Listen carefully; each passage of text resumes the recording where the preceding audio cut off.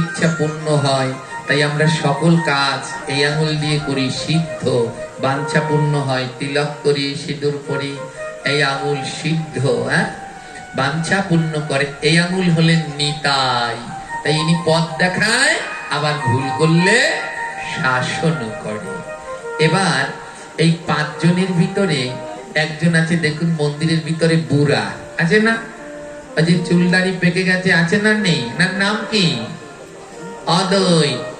এনার নাম হলো অদয় প্রভু। এই 5 জনের ভিতরে ইনি বুড়া না? আর আমাদের 5 আঙ্গুলের ভিতরে আবার একটা বুড়া আছে, আছে না নেই? এই 5 আঙ্গুলের ভিতরে বুড়া বলে কোনটাকে? দেখুন, ঠিক নিত্যানন্দের পাশে রয়েছে অদ্বৈত প্রভু, আর এখানেও নিত্যানন্দের পাশে রয়েছে এই আঙুলের পাশে বুড়া আঙুল। এই বুড়া আঙুল মানে শান্তিপুরের বুড়া ঠাকুর। আমরা গাই, শান্তিপুরের বুড়া ঠাকুর আনিল যে প্রেম প্রচুর।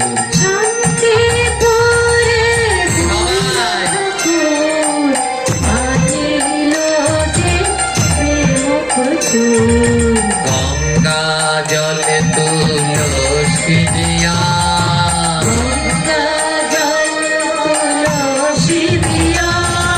পাঠের আগে হয়তো পঞ্চতত্ত্ব হয়েছে, কাটানের মধ্যে আছে যে গৌরকে এনেছেন, কি দিয়ে এনেছিল? গঙ্গা জল আর তুলসী দিয়ে।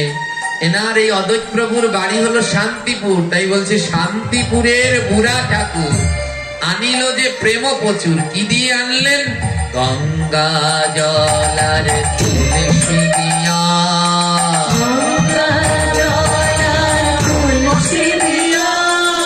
গৌর আনিল যে,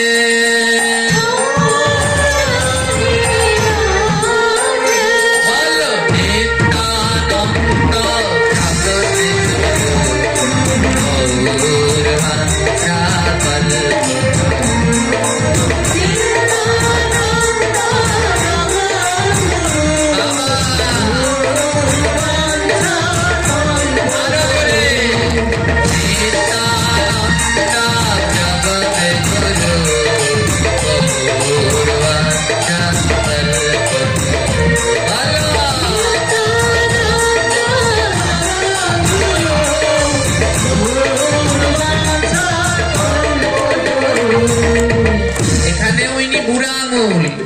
আর ওখানেও তিনি বুড়া ঠাকুর।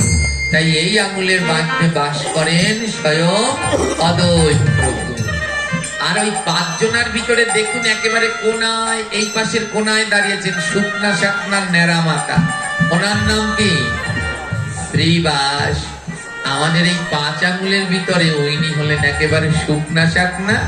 সবার দেখেন, দেখা যায় এনাকে দেখলেই মনে হয় মাথাখানা ন্যাড়া।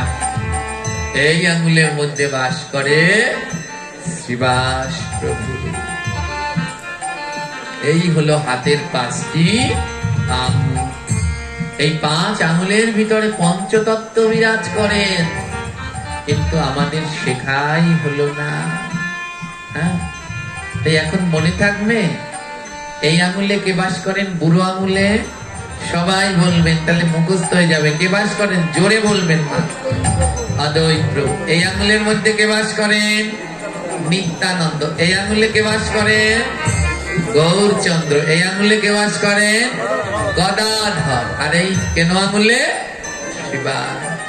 তাই যে কোনো পাপ করলে একটু ভেবে চিন্তে করবেন, যে কোনো পাপ করার আগে একটু ভাববেন।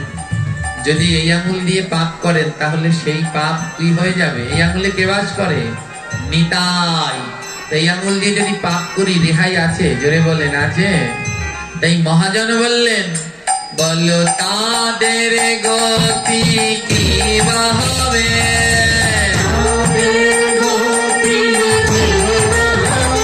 বলো তাদের গতি কি বা হবে?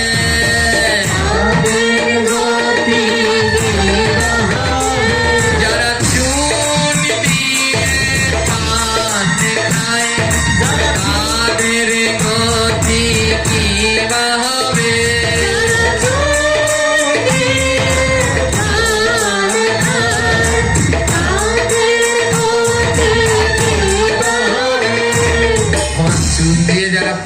লাগায়, চুল কোলা হলে লাগায়, আর একটু পর পর জিভ দিয়ে আঙুলটাকে হাতটা এটো হয়ে গেল না, গেল না? আমাদের এই দিদি দিনে যে কয়শোবার হাত ধোয়, রাধারান কয়শোবার, কয় হাজার বার যে ধোয় তাও সন্দেহ আছে।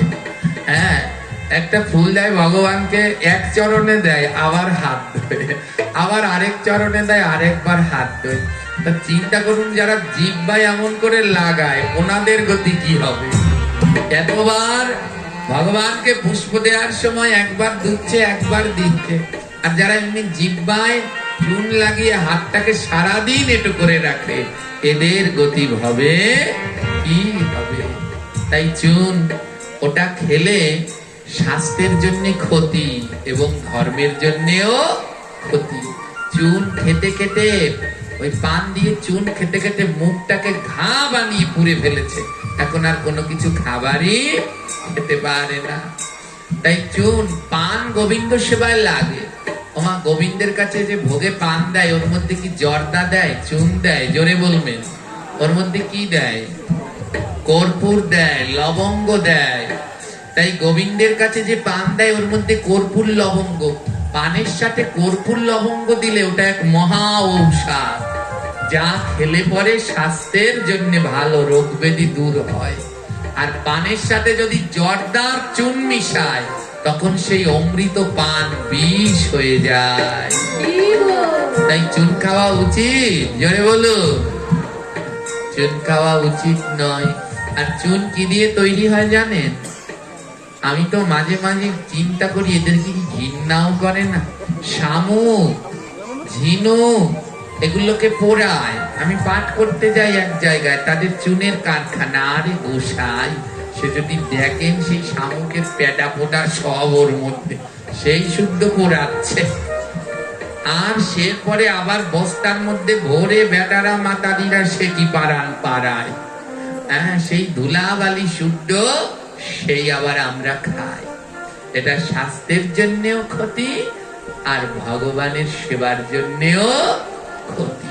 তাই যারা যারা খান, করজোরে অনুরোধ রইল, এটা ছেড়ে দিন, এটা ছেড়ে দিন। রাত তো আজকে হবে, পাঠের শেষে কইতে কইতে যাইবে কমিটিদের, এই শয়তান বুঝিয়া রান্না থাক।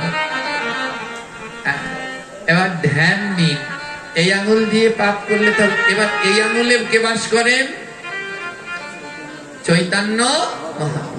এবার এই আঙুল দিয়ে পাপ করলে তাদের আর রেহাই আছে? এটাই তো নিতাই, আর এটাই তো তার থেকেও বড়। তাই মহাজন গাইলেন, বলো তাদের গতি কি হবে, তাদের গতি কি হবে,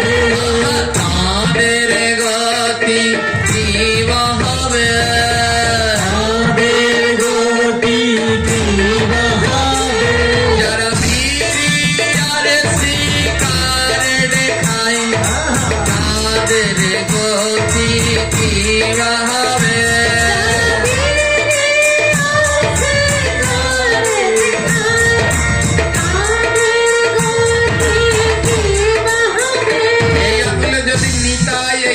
থাকে যদি গোর, তাহলে যারা বিড়ি সিগারেট খায় কোন আঙুল লাগে? এদের গতি কি হবে? তাই নেশা জাতীয় দ্রব্য বর্জন করুন। এগুলো দেহের জন্য ক্ষতি, ধর্মের জন্য ক্ষতি। হ্যাঁ, ওই সিগারেটের গায়ে, জর্দার গায়ে ছবি এঁকে দিয়েছে, ওগুলো খেলে কি হয়? দিয়েছে না মা? দেয় না? দেয়নি? প্রত্যেক বছর সরকার আর কিছুতে ভ্যাট বাড়াক আর না বাড়াক, জর্দায় আর হলো সিগারেট, বিড়িতে ভ্যাট বাড়াবে, কিন্তু তাও এরা খাচ্ছে। কেউ দুধ বেচে মদ খায় আর কেউ মদ বেচে দুধ খায়। আমাদের দশা হলো আমরা দুধ বেচে মদ খাই। এত কষ্ট করে দেহটাকে ঝাঁঝরা করে দিচ্ছেন, তাই এগুলো আর খাবেন না। এই ভাগবত আসলে সংকল্প নিন, না আর বিড়ি খাবো না, আর ওই চুন জর্দা এগুলো খাবো না। আছেন কেউ একজন যে আজ এটা শুনে আমার মন পরিবর্তন হলো, এটা আর খাবো না? যদি একজন থাকেন হাত, ওরে বাবারে, আমার এক বাবাকে পেয়েছি।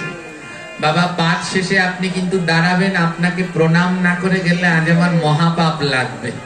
একজন পেয়েছি ওই কোনায়, আরেকজন বাবাও হাত তুলেছেন, তিনিও খাবেন না। দুজন পেলাম। মায়েদের মধ্যে একজন দুই একজন তুলবেন না, জর্দা।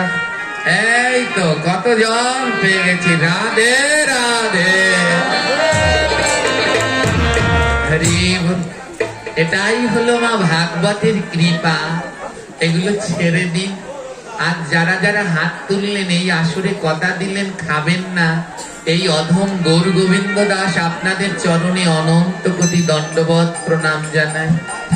আপনাদের চরণে অনন্ত কোটি দণ্ডবত প্রণাম। এবং পাঠ শেষে একবার হলেও আপনাদের চরণে প্রণাম করবার সুযোগ করে দেবেন আমায়, যে আমার মতো অধমের কথা শুনে আপনারা বিড়ি ছেড়ে দিচ্ছেন, জর্দা ছেড়ে দিচ্ছেন।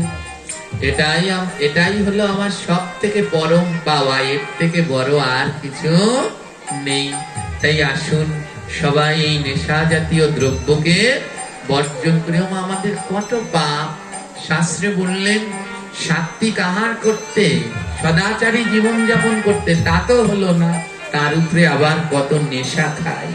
তাই এই নেশাগুলোকে সবাই বন্ধ করবে না, পারবেন। মানুষ পারে না এমন কিছু নেই। ধীরে ধীরে চেষ্টা করলে সবই পারবেন। হ্যাঁ, সবই পারবেন। ভগবানের নামের উপরে বিশ্বাস রাখতে হবে। আজ অনেক বছর ধরে আমি কোনো অন্ন খাই না, কোনো ভাত খাই না। হ্যাঁ, আমি সাধারণ সবজি সিদ্ধ করে তেল মশলা না পারতে আমি স্পর্শও করি না। কোনো ফল, তাও বিদেশি ফল না, দেশি ফল, এই খেয়েই আমি বাঁচি। এটাই আমার প্রতিদিনের আহার। মনের ভিতরে চেষ্টা থাকতে হবে, আর গোবিন্দের উপরে বিশ্বাস থাকতে হবে, তাহলে ঠিক পারবেন। অনেকেই চেষ্টা করে বিড়ি ছাড়ার, জর্দা ছাড়ার, কিন্তু পারে না। কেন পারছেন না? গোবিন্দের উপরে পূর্ণ বিশ্বাস নেই। প্রভু, আর কিছু তো পারলাম না, অন্তত এই নেশাটা তোমার জন্য ছাড়বো, এইটা মনের মধ্যে সংকল্প রাখতে হবে। কেমন? জয় নিতাই। তা হাতের 5 আঙ্গুলে কে কে থাকে এবার মনে থাকবে? তাই এবার কি করতালি দেবেন না দেবেন না? সবাই মিলে নিত্যানন্দ জগৎ গুরু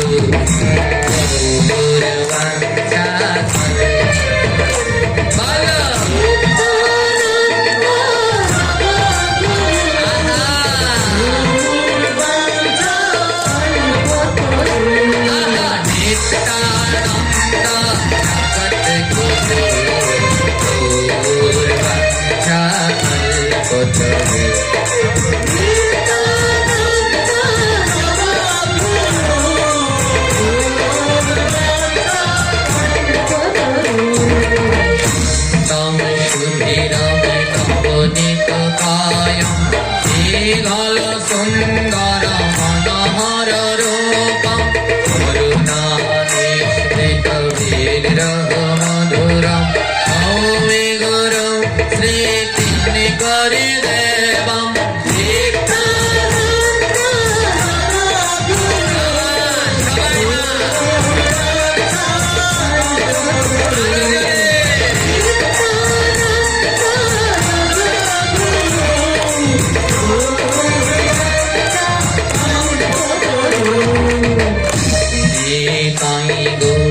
করুণার মূর্তি গুরু কৃপা পূর্ণ ফলে মরা গুরু মে মুরারি দাস বন্দে পদ পদ্মারমে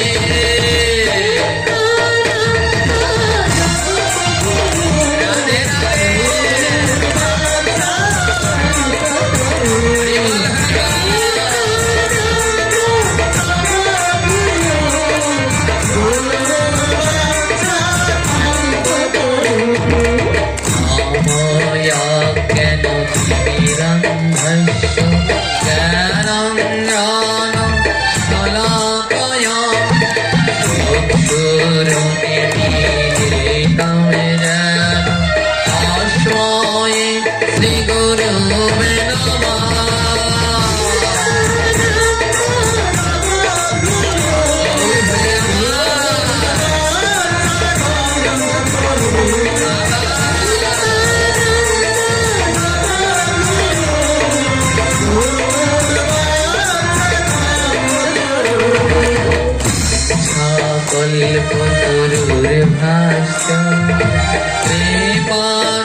বান্ধবয়েব চ পতিতানাং পাবনেভ্যো বৈষ্ণবেভ্যো নমো নমঃ।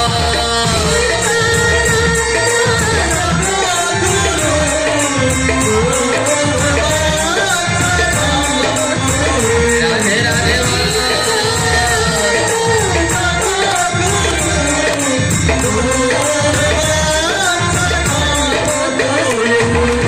শ্রী কৃষ্ণ চৈতন্য প্রভু নিত্যানন্দ শ্রী অদ্বৈত গদাধর শিবাসাদি গৌর ভক্তবৃন্দ। হরে কৃষ্ণ হরে কৃষ্ণ কৃষ্ণ কৃষ্ণ হরে হরে হরে রাম হরে রাম রাম রাম হরে হরে নিত্যানন্দ।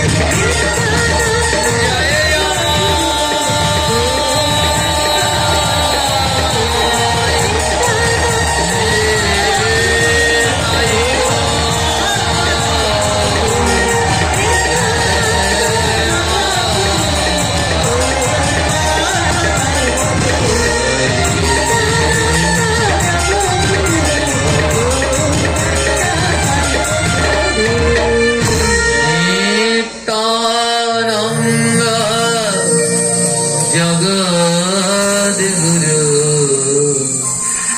গৌরবংশা কল্পতরু।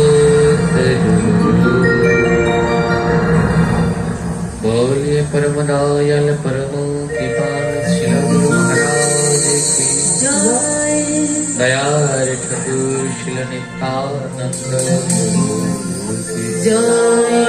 प्रेमेर अवतार श्री चैतन्य महाप्रभु के परमेश्वर भगवान श्री कृष्णचंद्र की अपार करुणा में श्रीमती राधा ठाकुरानी की आनंदकर हरि कथा की जय जय निताई गौर प्रेमानंदे।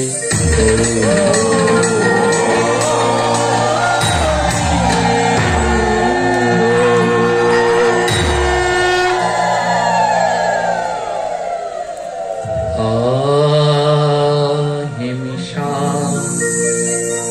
प्रथमा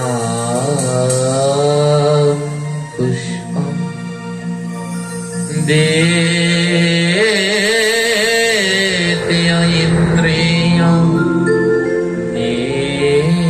निग्रहं तृतीय दया पुष्पं क्षमा पुष्पं चतुर्थकम्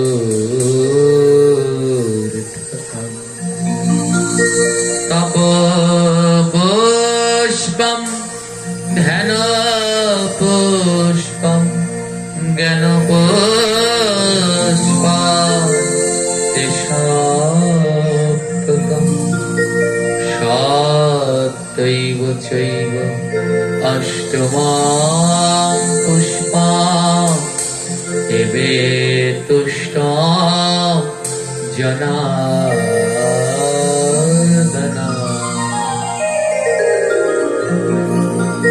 ভাগবতের এই শ্লোক বললেন ভগবানকে জনার্দনকে পেতে হলে ভগবানের চরণে 8টি ফুল দিতে হয়। এবে তুষ্টম জনার্দন। গোবিন্দের সব থেকে প্রিয় ফুলের সংখ্যা হলো 8। কয়টা প্রিয় ফুল? জোরে বলেন। 8টা। গোবিন্দের 2-1টা প্রিয় ফুলের নাম বলতে পারেন? মা যে ফুল গোবিন্দ বড় ভালোবাসে, পারেন 2-1টা ফুলের নাম বলতে? হ্যাঁ, মালতী, এমনি আবার বলছে জবা, পদ্ম। কিন্তু জানেন গ্রহন্তের এই শ্লোক বললেন সম্পূর্ণ উল্টো। আপনারা বললেন পদ্ম, জবা, মালতী, এগুলো দিয়ে গোবিন্দকে পাবেন না। কেন জানেন? এগুলো হলো গাছের ফুল। গোবিন্দকে পেতে হলে আপনার হৃদয়ের ফুল দিতে হবে। এই শ্লোকে বললেন গোবিন্দকে পাওয়ার জন্য 8টা ফুল লাগে। প্রথম ফুলটার নাম কি? অহিংসা প্রথমম পুষ্পম। গোবিন্দকে পাওয়ার জন্য যে প্রথম ফুলটা লাগে, এই ফুলটার নাম হলো অহিংসা। অর্থাৎ কারোর সাথে হিংসা করা। তোমার এই অহিংসা ফুলের গাছ কারো বাড়ি আছে নাকি? এটা কোন জায়গায় ফোটাতে হয়? এই অন্তরে ফোটাতে হয়। গোবিন্দকে ওই গাছের ফুল, এই ফুলের মালা কি ভেবেছেন এই মালা দিয়ে গোবিন্দ পাবে? সম্ভব না। গোবিন্দকে পেতে হলে সর্বপ্রথম যে ফুলটা লাগে ওর নাম অহিংসা। কারোর সাথে হিংসা করা। দুঃখ কি জানেন? এই বর্ণনা শুনলে কয়জনে আমরা গোবিন্দকে ফুল দিতে পেরেছি জানি না। বলে সব জায়গায় হিংসা থাকে, থাকুক, যেন ধর্ম অনুষ্ঠানে কোনো হিংসা। আর সব থেকে বেশি হিংসা জড়িয়ে গেছে ধর্ম অনুষ্ঠানের মধ্যে। দলাদলি, ভাগাভাগি, প্রত্যেক পাড়ায় পাড়ায় এই দল, এই মত, এই সেই।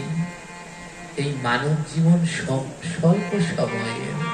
কতটুকু সময় বা আমরা বাঁচবো? এ জীবনের কোনো গ্যারান্টি। এর মধ্যে এত হিংসা করে, এত বিবাদ করে কি লাভ আছে? শুনেনি এ জগতে কারো যদি ধ্বংস হয়, এ জগতে কাউকে যদি ধ্বংস করতে চান, তার টাকা পয়সা নিলে তাকে ধ্বংস করা যাবে না। তার সম্পত্তি বিষয় আশায় কেড়ে নিলে তাকে ধ্বংস করা যাবে না। তার রোগ ব্যাধি হলেও তিনি ধ্বংস হবে না। বলে ধ্বংস হবে কিসে? যদি ওই ব্যক্তির মনে কোনো কায়দায় হিংসা ঢুকে যায়। যদি একবার কারো মধ্যে হিংসা ঢুকে যায়, জেনে নেবেন তার ধ্বংস হতে বেশি সময় লাগবে না। আজ আমরা সনাতন জাতিরা ধ্বংস হয়ে যাচ্ছি। আজ আমাদের এই বেহাল দশা কেন? কারণ আমরা গোবিন্দকে তো ফুলই দেইনি, অহিংসা ফুলই দেয়া হয়নি, হিংসা ঢুকে গেছে। এটার নাম ব্যাসপীঠ না। এইখানে যখন বসে মাঝে মাঝে চিন্তা হয়, কালকে রাত্রে আমার ঘুম আসেনি। আমি যখন ঘুমিয়েছি তখন 4:30 বাজে। একটা কথা মনের ভিতরে খুব যন্ত্রণা দিয়েছে। আমি দেখতে এমন, কিন্তু কেউ যদি আমায় কোনো কটু কথা বা মন্দ কথা বলে, আমার আর সেদিন খিদাও লাগে না, ঘুমও আসে না। ওই যাওয়ার সময় কেউ একজনে বলছেন, তো যখন ওটা বললেন, ওই মানুষটাকে কিন্তু আমি খুবই ভালোবাসি আর খুব শ্রদ্ধাও করি। যখন কেউ একজন বললেন ব্যাসাসনে বসে তোমাকে এটা বলে, তখন খুব কষ্ট হচ্ছে যে দেখলাম হিংসাটা কোথায় চলে গেছে। এটা ব্যাসাসন, এখানে বসে যেন কোনোদিন হিংসা, আর আমাদের হিংসা এখন ব্যাসাসনেও পৌঁছে গেছে। বড় দুঃখ, বড় যন্ত্রণা মা। এ জগতে কেউ কারো ভালো সহ্য করতে পারে না, কেউ উপরের দিকে যাক সেটা সে চায় না। আমার জন্য একটু প্রার্থনা করবেন, জন্মে জন্মে যেন আপনাদের চরণের দাস হতে পারে। আপনারা সবাই মিলে, আপনাদের আমি বারবার বলি কেন, একটু চরণ ধুলো দিন, একটু প্রণাম করতে দিন। আমি প্রণাম করতে গেলে সবাই সরে যান, সরে যাবেন না তো। প্রণাম করতে দেবেন, মাথা নোয়াতে দেবেন। যতদিন মাথা নোবে ততদিন পর্যন্ত মনে হিংসা আসবে না। আর যেদিন এই মাথা নইতে চাইবে না, সেদিন এর মধ্যে হিংসা ঢুকে আসবে। তাই কোন সময় এমন করবেন না, আর কাউকে দিন বা না দিন, আমাকে যেন আপনাদের চরণে বারবার প্রণাম করতে দেবেন, চরণ ধুলা দেবেন। যেন জন্মে জন্মে ভক্তদের চরণের দাস হতে পারি। এই ব্যাসপীঠে বসে আমার এই জীবনে আর কিছু চাওয়ার নেই, শুধু একটাই চাওয়া, যেন আপনাদের চরণের দাস হতে পারি। আমার এই মনের ভিতরে যেন হিংসা না আসে, আমি যেন ভক্তের চরণের দাস হয়ে ভগবান যে যা বলুক তাতে আমার কিচ্ছু যেন না হয়, আমি যেন তার, যিনি নিন্দা করছেন তার চরণ যেন সেবা করার সুযোগ পাই, সেই স্বীকৃতি তুমি আমায় দান করে দাও।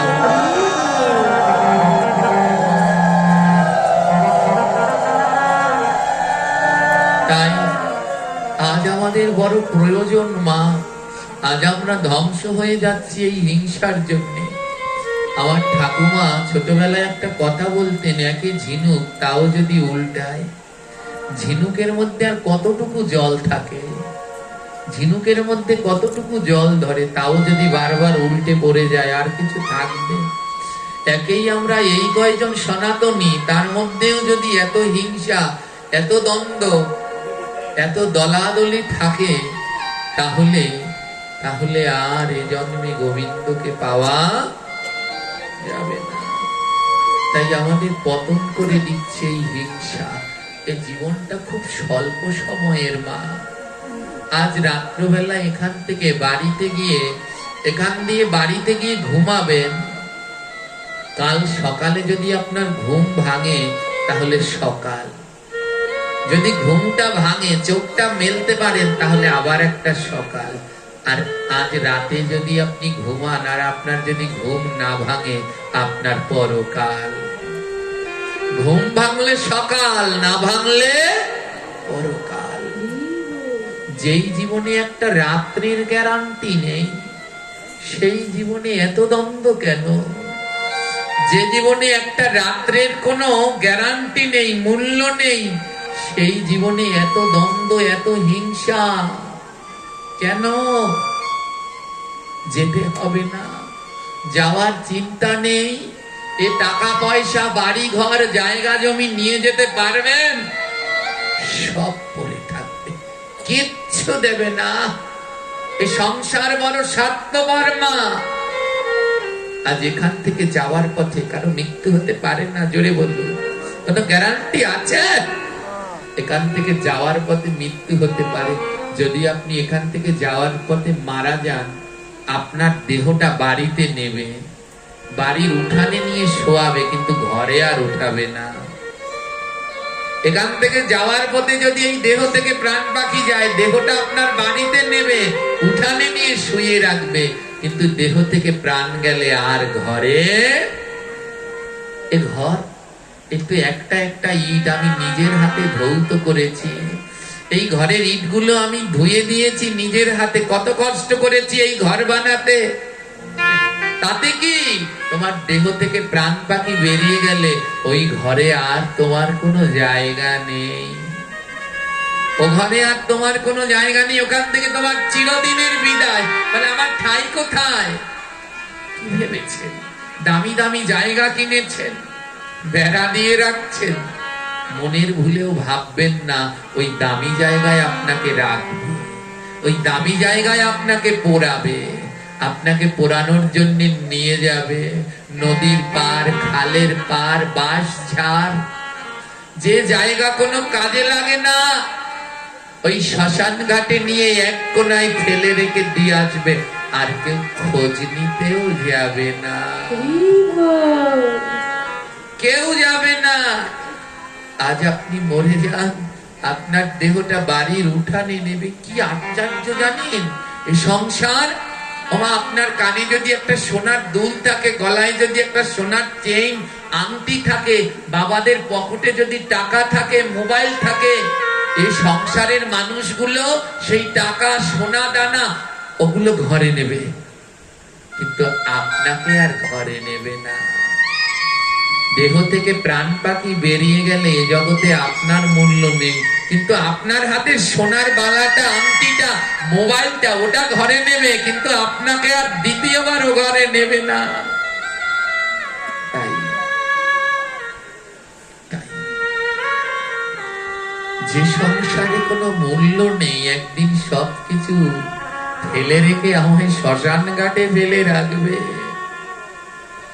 কেন কেন মিথ্যে অহংকারে আমরা ডুবছি? কেন একে অন্যের সাথে হিংসা করছি? কেন পারছি না সমস্ত ভেদাভেদ ভুলে গিয়ে একসঙ্গে কোলাকুলি করে থাকতে? কেন পারছি না?